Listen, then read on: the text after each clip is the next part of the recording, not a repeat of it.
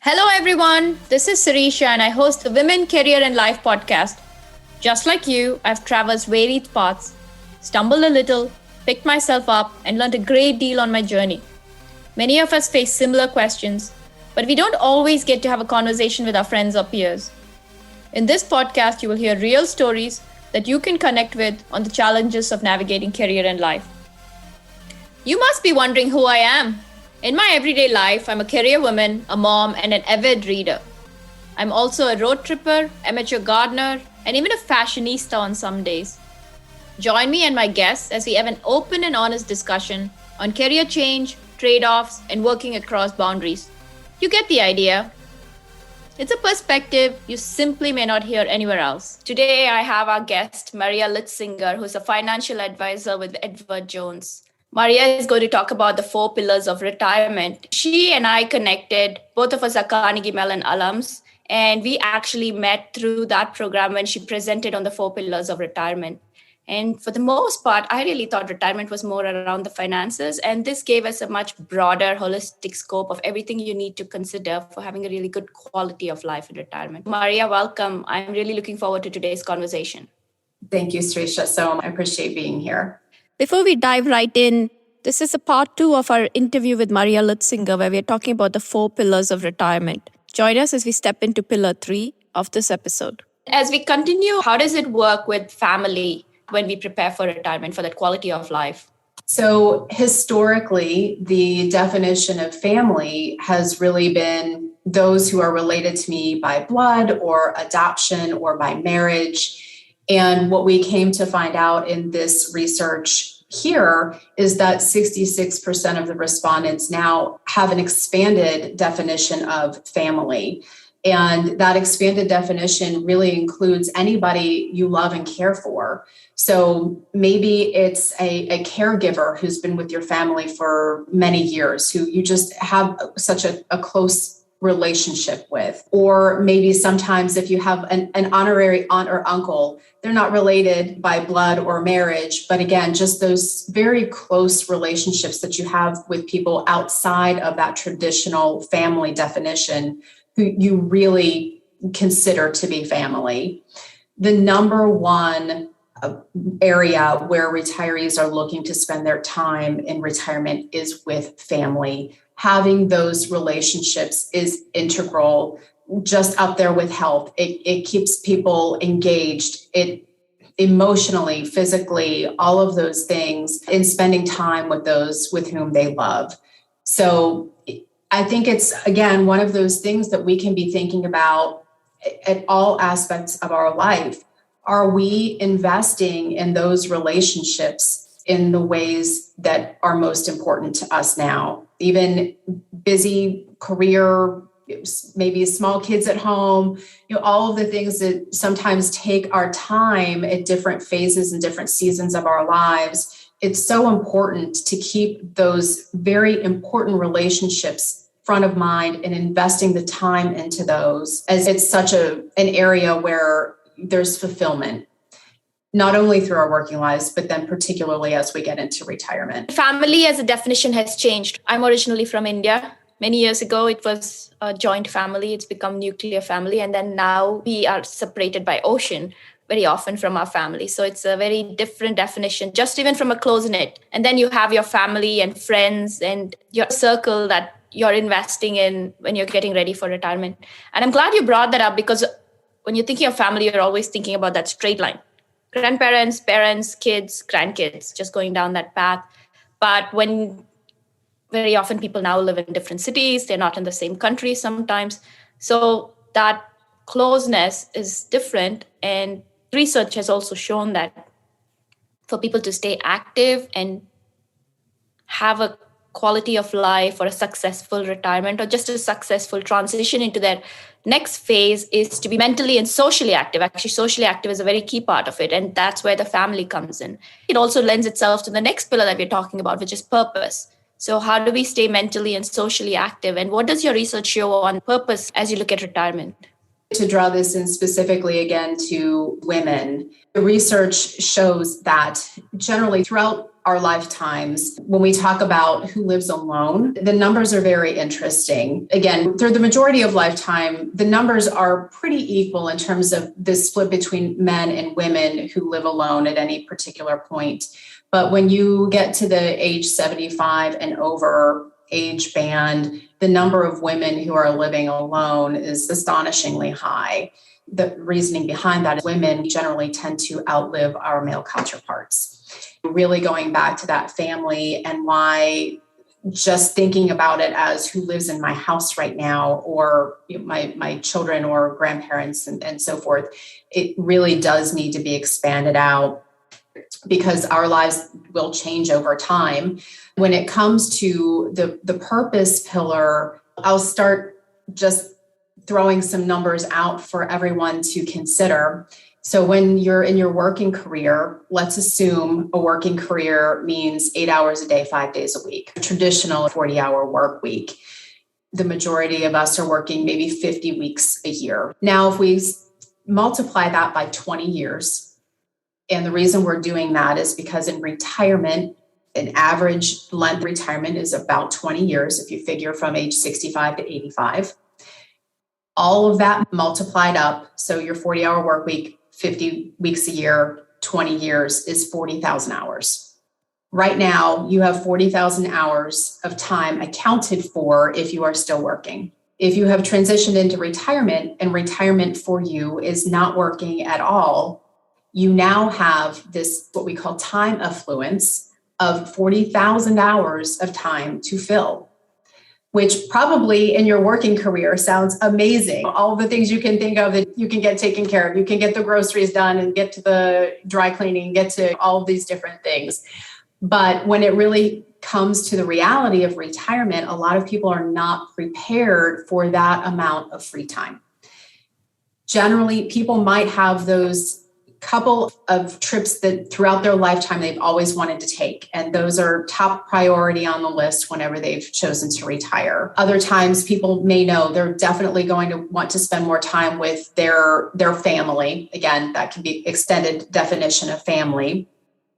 But when it comes down to the specifics of what about all the rest of that time, it's not really well defined. So purpose, when it comes to that concept, is really a few different things. And it's all about exploring those interests that maybe you haven't before. It doesn't have to be groundbreaking in any way. Maybe it's volunteering somewhere that you've always wanted to before. Or maybe you were volunteering somewhere in a limited capacity and now you have the opportunity to more fully engage in that. Maybe it is getting engaged with interests that you hadn't been able to do before, whether it's physical activity related or taking classes at a community college, not for credit, but just to continue learning. It can take a lot of different variations. But having an idea going into retirement of things that just fill your bucket, fill your soul, and continue to keep you engaged, whether it's continued with that extended family concept or meeting new people and mentally, physically staying engaged. 40,000 hours sounds great. Yeah. Filling it up actually makes me wonder what I'm going to do for 40,000 hours. I might have ideas, but I read an article once a few years ago, and it opened my eyes when I ask colleagues when they're retiring and I go to their retirement party.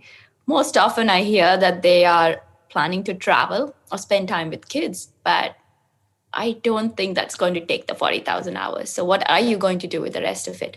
And the article really talked about thinking of retirement 5 years before you retire, like planning. Even when you're volunteering, it's not something you switch like an on and off switch. So today I retire, tomorrow I don't immediately find a volunteering opportunity, because volunteer opportunities also have limits. They have a certain cadence to them. They're looking for certain things. So depending on what type of volunteering you're doing, especially thinking like of a board position or something, that's something you build over time. Just like you build a career, it's a skill set, it's an experience, it's a community you build. It's also good to start thinking about it a little before that to realize what are those purposes, what are those family, what are those dynamics, where do I want to retire? Do I want to retire near my child? Do I want to retire near the beach? Hey, I've always wanted to live in this country. And you're maybe looking at health. I know that some people retire to other countries for those reasons as well. So there's just so many different pieces that these four pillars tie into.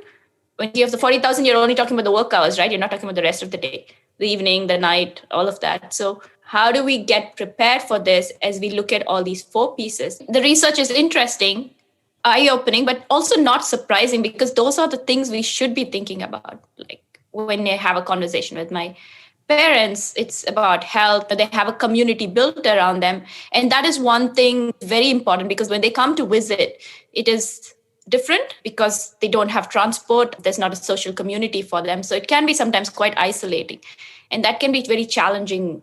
In India, where they live, the communities, it's an open door policy. So people come in and out. And to come here and be isolated is socially very disempowering. To feel dependent on someone else when you've always been independent. That ties into those four pillars. It's a question of independence. How long can I manage my independence? How long do I have a say?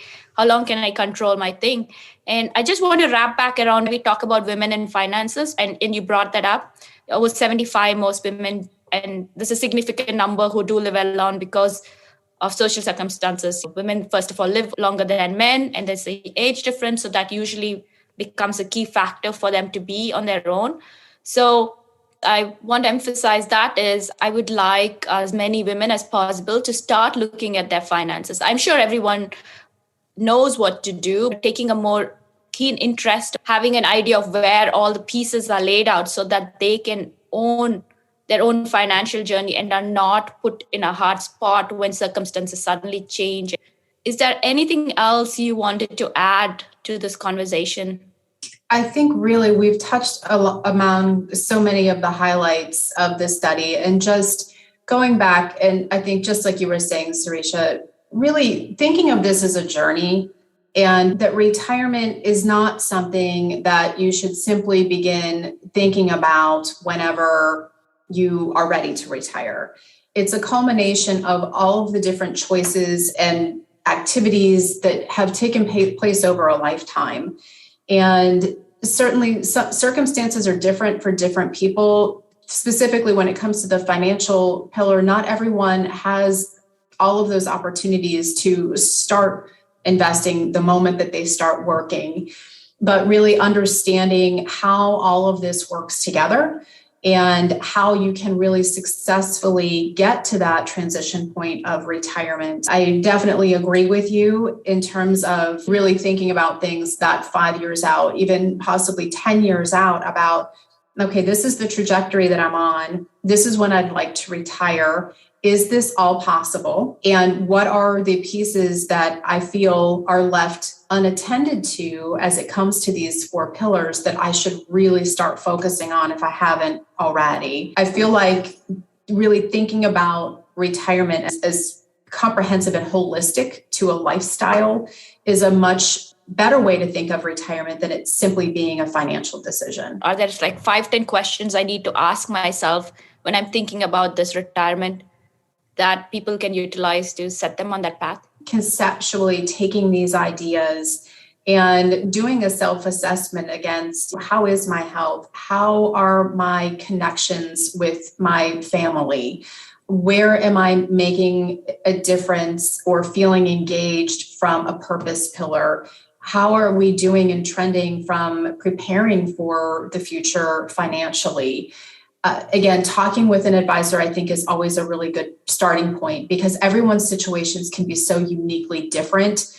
It can be hard to say, if you're doing these set of things here, then you're in good shape. So having those conversations with someone who can help guide and direct in areas where you may not even see it as something that you might want to explore, until having those conversations can be really very helpful.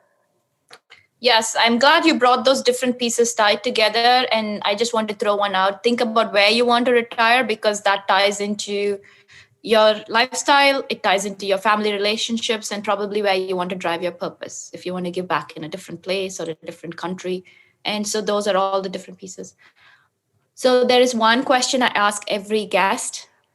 What is the advice you would give your 21-year-old self for your life and career, and maybe even in retirement in this case? Oh, it's such a good question. And thinking back to being 21 when you think you have all of the answers and then life tells you differently as you continue. I think from a career standpoint, I would suggest to people to really learn from every experience. As I had said at the beginning, I wasn't always a financial advisor, but what I have found is that every position that I held, I have learned something from. So whether it was a great experience or not the greatest experience, there is always something you can take from that. And it's so interesting how all of those experiences will help shape you into who you become in the future. So don't write off anything that may not be perfect right now as something that's not helpful to you. Every experience you have is helping to shape you in a way that will, in time, you'll find out how it all works together. It may not always make sense at the time, but looking back 5 or 10 years, you'll really be able to recognize, oh, this is actually something I took from that last position, and I see how it really impacts my life today. When it comes to the financial side of things, I would also say it's never too early to start saving. I know there's a big emphasis on tomorrow is not guaranteed, which we all recognize. And so many people are really focusing on today. And that's important. You can't not live today in order to live for tomorrow, but really integrating all of that together, being able to do the things that are important to you and that you value today, but also recognizing that by what you're saving now and preparing for in the future will help you continue that lifestyle that you're looking for in the future. And you brought up the different experiences, and looking back, I've had 2 career breaks, and one was unintentional and I got laid off, but it was a hard time then. But now when I look back, actually, it was a very pivotal moment. And in some ways, I'm glad I got that experience because it taught me so many things about feeling more confident. The fact that I know things will work out, I can figure out how to go about that. So you never know what you consider not the best moments might teach you as you look forward. So I'm glad you highlighted that. What is the one word you would use to describe yourself? Determined. I'm determined to make a difference for people. I talk a lot about we do this one time and life is too short to take for granted the things that are important. And I'm determined to make this the best life that I have for myself and for those around me. Thank you, Maria. This was a very good conversation. It's very relevant for a lot of people. When you think of retirement, I don't have to be at the later stages getting ready for retirement. A lot of these are conversations I should be having early on with myself and with my family and friends, because it is steps that sometimes take a long time to get me on the path, especially finances, health. They're a long time build. They're building on each other. It's compounding as time goes by. So I'm glad we got to have this conversation about the 4 pillars. The picture I have in my mind is a chair with 4 legs, and every one of those legs needs to be there. Otherwise, the chair isn't going to be stable. So it's very important. So thank you for being here. I definitely appreciate the opportunity. It's been great. And again, just appreciative of your time. And thank you. I hope you enjoyed today's episode. Tune in every other Wednesday to catch the next episode. If you think a friend may benefit from this, please share this podcast with them. All the resources we talked about are also available on my website, womencareerandlife.com. Please like, subscribe, and leave us a review on your favorite podcast platform. I would love to hear from you about your stories and your journey. You can reach me on my blog, Twitter, Instagram, or Gmail at Women, Career and Life. Until next time, this is Sirisha signing off. Remember, there are infinite possibilities to drive change in career and life. Which will you choose to make a reality today?